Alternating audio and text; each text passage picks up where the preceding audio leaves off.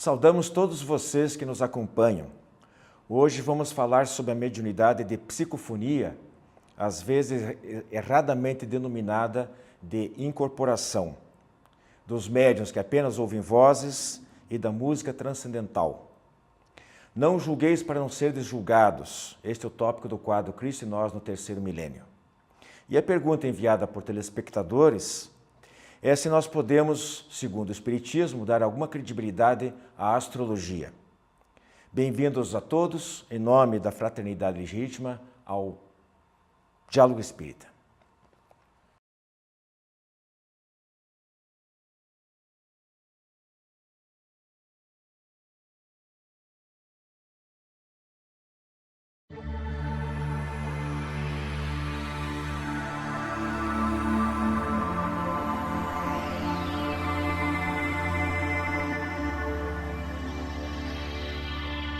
Além da psicografia, da vidência, das inspirações, da intuição, das premonições ou pressentimentos e das profecias, na classe de mediunidade de efeitos inteligentes, nós temos a psicofonia, que são os médiuns falantes, a audiência, os espíritos que apenas ouvem vozes, além de alguns outros tipos menos frequentes, menos conhecidos, como a psicopictografia ou pintura mediúnica, a música transcendental e a xenoglossia.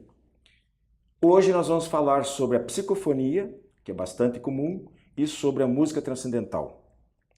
Eu estou aqui hoje na companhia da Rose Heidmann e do Carlos Augusto Parchen. Depois de um bom tempo, sem nos vir nos visitar, hoje nos faz companhia também. Rose Parchen, gostaria que inicialmente vocês colocassem para os nossos amigos telespectadores se é possível, se é razoável a gente falar, como muito se ouve por aí, que o médium falante ele incorpora um espírito. Esse termo incorporação seria apropriado ou não? Bom, é muito usado o termo, mas na generalidade ele não corresponde aos fatos, nem à descrição que Kardec faz do fenômeno mediúnico, nem aquilo que nós observamos, né, ou podemos concluir. Na comunicação mediúnica, na verdade, é uma interpenetração de energias, de pensamentos, de emoções, de sentimentos, uma troca entre o espírito que se comunica e o médium. Eles como que ficam numa atmosfera comum, numa nuvem de pensamentos, ideias em comum. E o médium normalmente transmite aquilo que ele capta do espírito que quer conversar com as outras pessoas do ambiente. O grau de alinhamento dele do ambiente é que caracteriza os diferentes tipos, não é? Do fenômeno mediúnico. Quando ele está plenamente consciente, ao mesmo tempo que percebe a influência espiritual do ambiente que o rodeia, ele recebe em forma de intuição, transmite as ideias. Às vezes ele entra num grau de transe mais aprofundado. Quando termina a comunicação, muitas vezes ele nem se recorda do que foi dito enquanto ele estava em transe.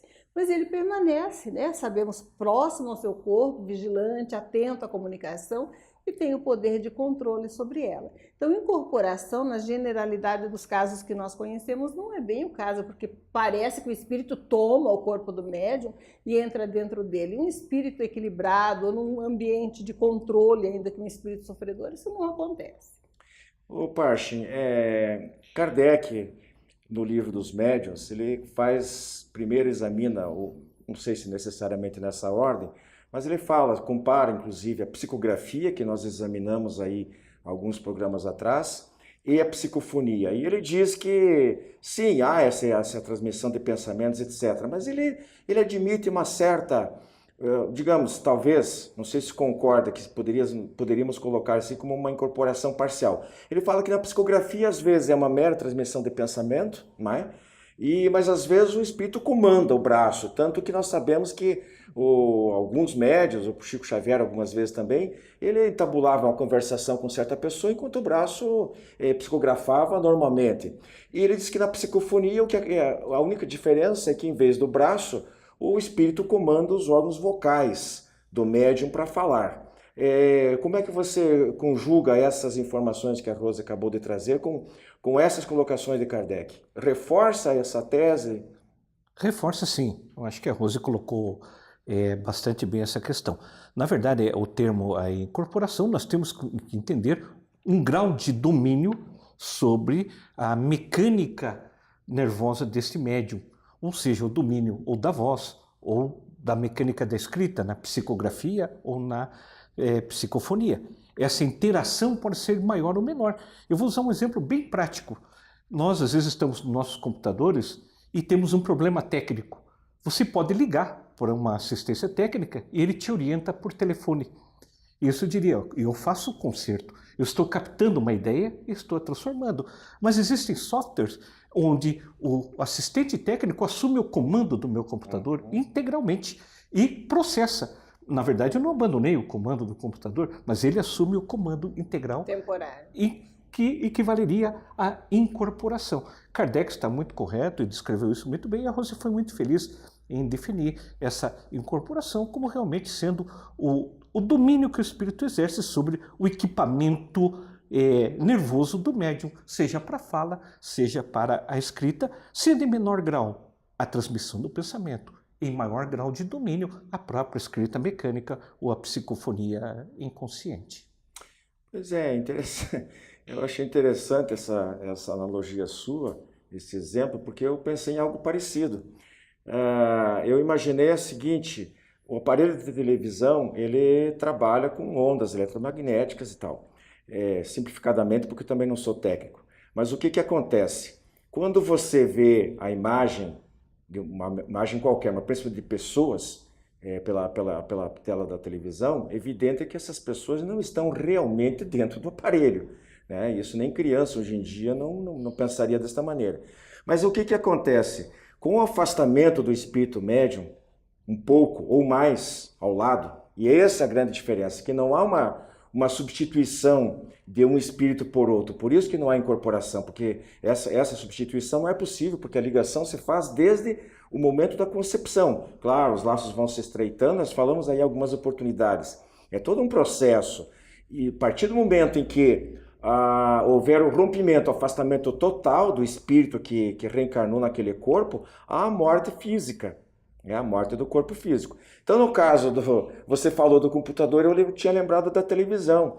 É como se o espírito comunicante ele agisse por controle remoto, né? E comanda as figurinhas representando, que reflete a imagem de pessoas reais dentro do aparelho de televisão. Então ela opera dentro da TV, mas de fora para dentro. Ela realmente não entra dentro do aparelho. Eu acho que o tema... Na hipnose, inclusive, Rosa, só para eu completar, isso também fica muito claro nos transes hipnóticos, porque a pessoa hipnotizada ela sempre tem que manter um contato exterior. O cérebro todo dele é envolvido pelo transe, menos o que eles chamam de ponto vígil, quer dizer, um ponto de vigilância, que é o ponto de contato, por onde o hipnotizador emite as ordens: faça isso, faça aquilo, durma, depois acorde, ao contar de 1 a 5, sei lá, né? É dessa maneira. O que você ia complementar? Eu só ia complementar que esse termo ele é comum, né? Um termo popular na incorporação,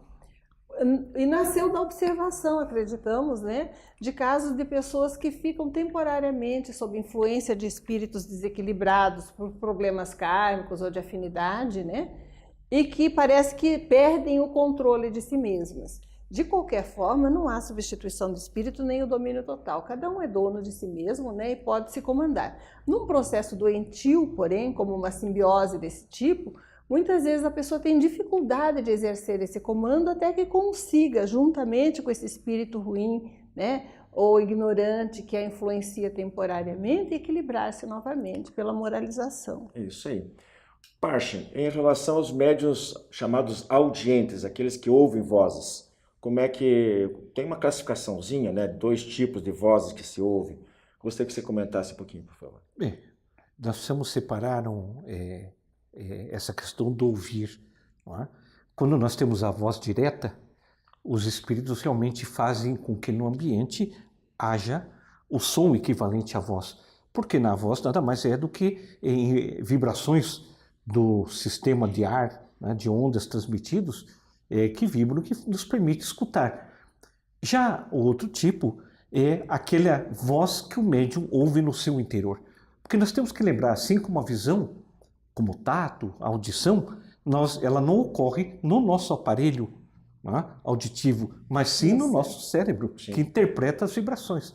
Ora, os espíritos agindo diretamente sobre o nosso cérebro conseguem imprimir essas vibrações já transformadas em impulsos elétricos que equivalem à voz. Não é? Então, o médium audiente consegue escutar os espíritos sem que precise o seu tímpano emitir as vibrações para o sistema, mas com os espíritos manipulando diretamente os impulsos elétricos. Já a voz direta, não.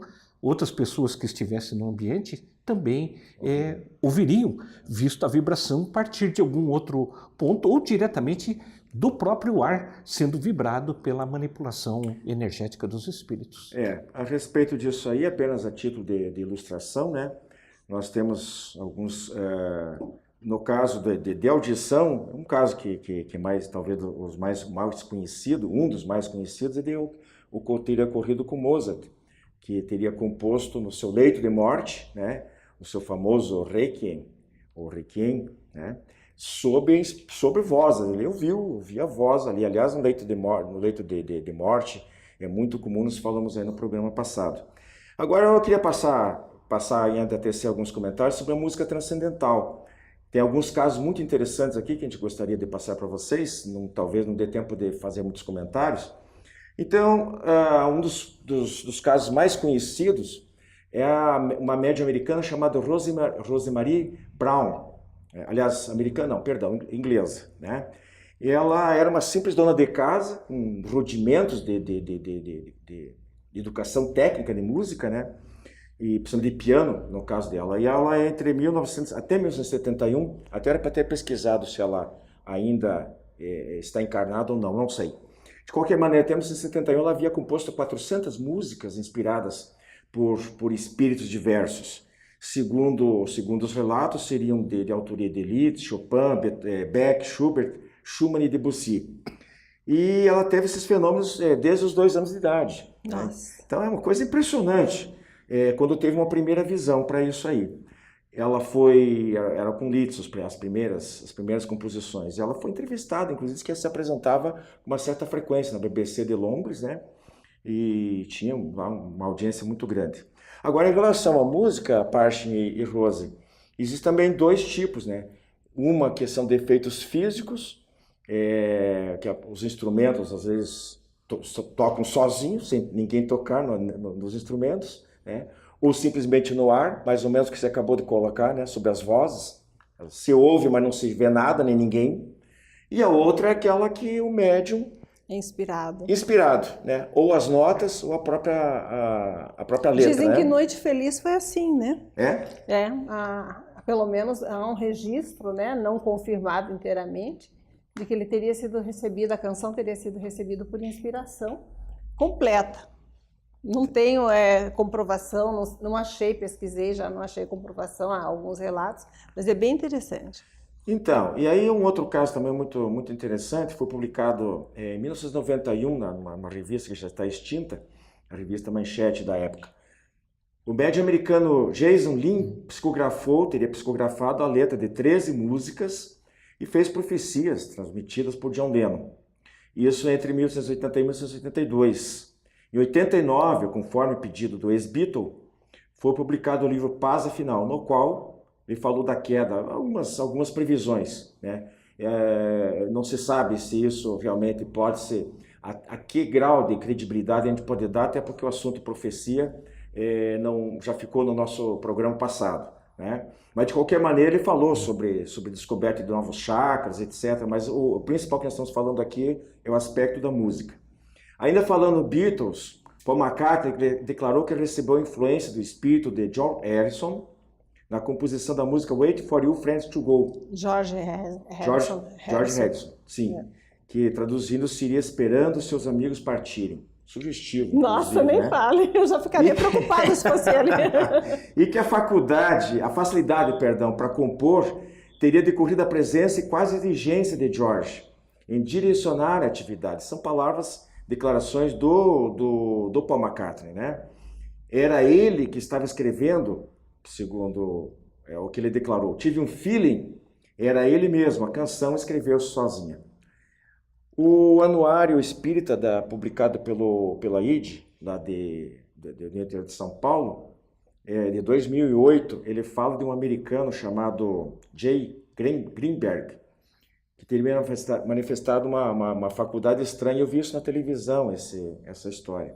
É um pouco diferente. Ele diz que no meio do burburinho da cidade ele era captado, só que eles falavam de canais. Né? Os cultistas, eles não usam bem mediunidade, eles usam o termo canais, etc. Então, esses canais eram capazes de receber 2 até 3 músicas simultaneamente.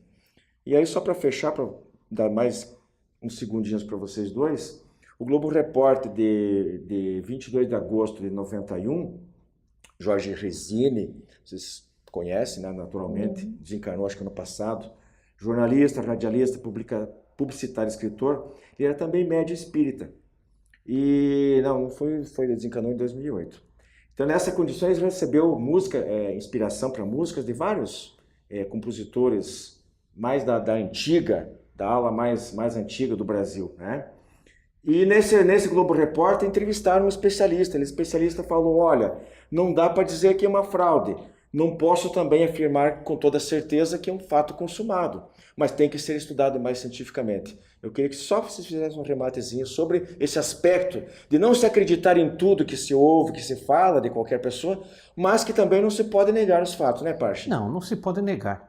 Há muitas coisas que nós ainda vamos ter que entender como funcionam. Lembrar principalmente que a música, ela tem uma inspiração na beleza universal. E que o universo, ele é harmônico. E a harmonia, né, é muito fácil de se transformar em melodia, ser interpretada por nós. Então, essa captar a beleza do universo pode ser traduzida para as pessoas que têm o talento ou de vidas anteriores ou atuais, se transformar na música. E nós temos que saber que há muitas coisas para nós aprendermos nessa área. Muito bem. Nosso tema livre, tempo esgotado, infelizmente, nós temos que ficar por aqui. Segue nosso programa.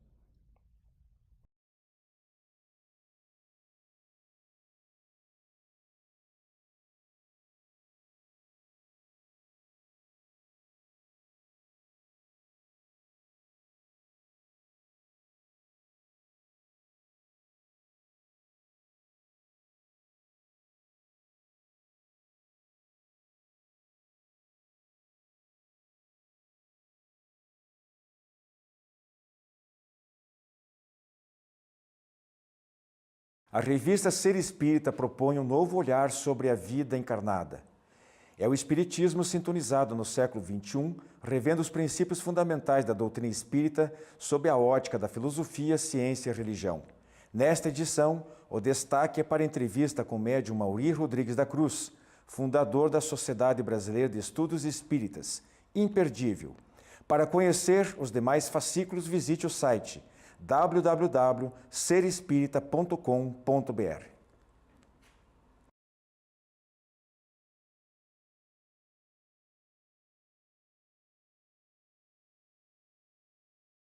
Olá, amigos!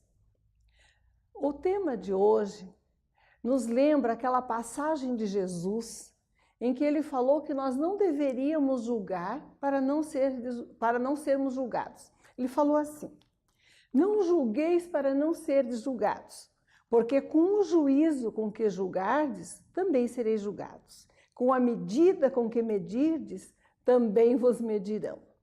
A princípio, esse ensinamento de Jesus parece indicar que nós não podemos reprimir o mal, não podemos anotar quando as coisas estão erradas, não podemos trabalhar para consertar o erro.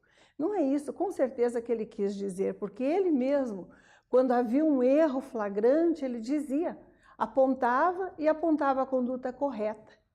Porém, Jesus jamais deixou de acolher o pecador, aquele que errava, jamais deixou de abraçar aquele que se arrependia e de dizer que todos temos novas oportunidades para nos reajustarmos. O que o texto evangélico indica, acima de tudo, é que nós temos que ter mais severidade para conosco do que para conjugarmos as faltas alheias. O que nos lembra também o ensinamento de Jesus é que a razão para censurar Em primeiro lugar, se é que existe dever ou direito de censurar, está na autoridade moral de quem fala. Não é possível apontar nos outros falhas que nós mesmos temos. Se nós não somos exemplos naquilo que nós criticamos, como é que nós podemos falar? E depois, Jesus nos ensinava que não é possível, né? O ensinamento dele nos lembra que não é possível nós desacreditarmos as pessoas que erram, ficarmos murmurando a respeito de quem está errado, deixarmos de acolher quem está em erro.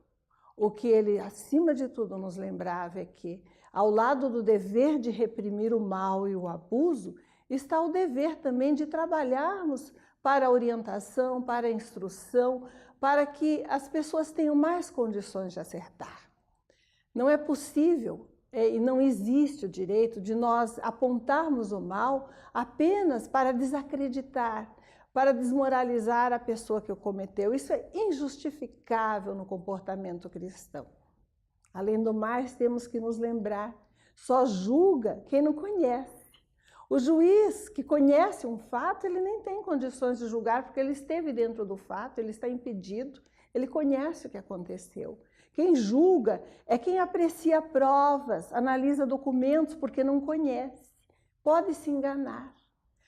Nossa rede de ideias anteriores, de conceitos, de preconceitos, nos leva a analisar os fatos de acordo com a experiência que a gente acumulou ao longo da vida. Isso foi necessário ao longo dos tempos para que nós sobrevivêssemos.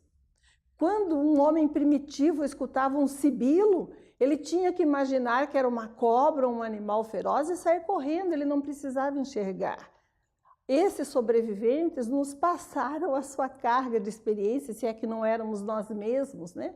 Os espíritos encarnados naquela época, e nós aprendemos a julgar de acordo com o que vemos. Uma pessoa com um pedacinho de madeira levantado na mão, visto contra a luz, em uma sombra, para alguns que gostam de música, é um maestro regendo. Para quem cuida de cães, é um treinador de cão. Para quem gosta de atirar pedras, pedacinhos de madeira ao lago, é alguém que está atirando um objeto na água. A mesma figura pode sugerir diferentes interpretações. Quando formos tentados, portanto, a julgar, nos lembremos, em primeiro lugar, de que direito de censurar nenhum de nós tem. Temos que reprimir o mal vigorosamente, mas acolhendo e dando novas oportunidades para quem errou. E que o cristão jamais, jamais é justificável a conduta se ele divulga o mal para que a pessoa que o cometeu seja mal recebida, perca sua reputação, deixe de ser acolhida amorosamente no seio onde antes era recebida. Lembremos-nos sempre, aquele que ama não condena. Não condena pessoas. Ele reprime, educa, limita, se necessário, de acordo com a necessidade. Mas ama, envolve, abraça aquele que ainda, às vezes até por ignorância, errou. E quem ama tem muito menos chance de condenar, de apontar erro, mesmo porque se lembra que precisa, acima de tudo, da indulgência de Deus para com as suas próprias falhas. Muita paz, permaneça conosco.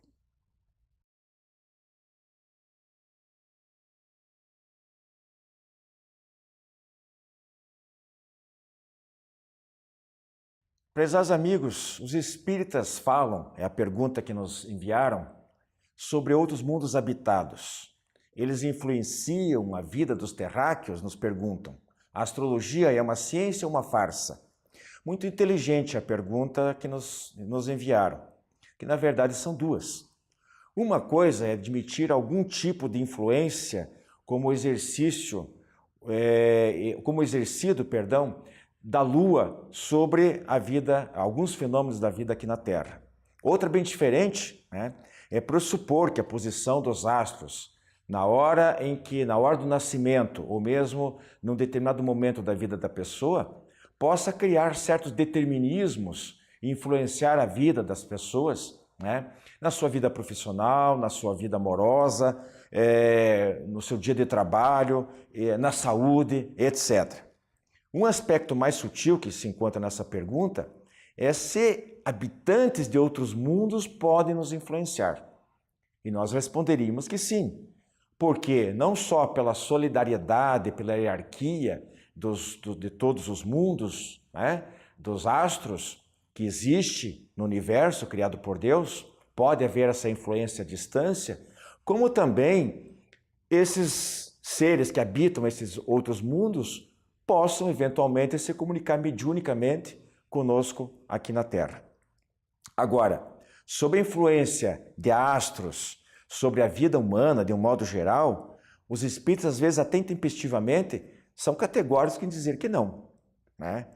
Que é uma superstição. A gente vai ver, mas a pergunta é, será mesmo? Será mesmo que é uma superstição? Por que eu pergunto? Na obra A Gênese, Allan Kardec realmente desacredita a astrologia no capítulo 9, inclusive em função de um fenômeno astrológico, né, que é a precessão dos equinócios, que serve aqui para a Terra, e que não cabe aqui ser explicada no momento. Mas também afirma no último capítulo desta obra que há sim influência recíproca entre os planetas dentro de um sistema, como também dentro dos vários sistemas que compõem o universo. E que a matéria orgânica que nós possuímos está suscetível também a essas influências, né? E que, alterando o estado físico dos seres vivos, pode inclusive determinar algumas moléstias. Para quem duvidar, é só ver a Gênese no capítulo 16, se não me engano, o que Kardec fala a respeito. Como o que acontece com o corpo repercute no espírito, né, para o ser vivo, sim, fica para nós de ideia, Kardec coloca, de que pode sim haver algum tipo de influência, embora sempre se respeite o livre-arbítrio. O livre-arbítrio vai prevalecer em todo esse processo.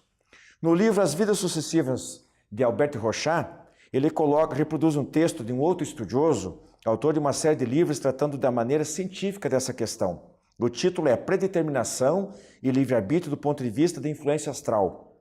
E ele ali desenvolve uma tese, em certo sentido e sob certas condições, favorável também ao que ele chama de hereditariedade astral, mas já como um efeito e não como uma causa imediata, de que cada indivíduo nasceria sob determinadas condições que ele mereceu.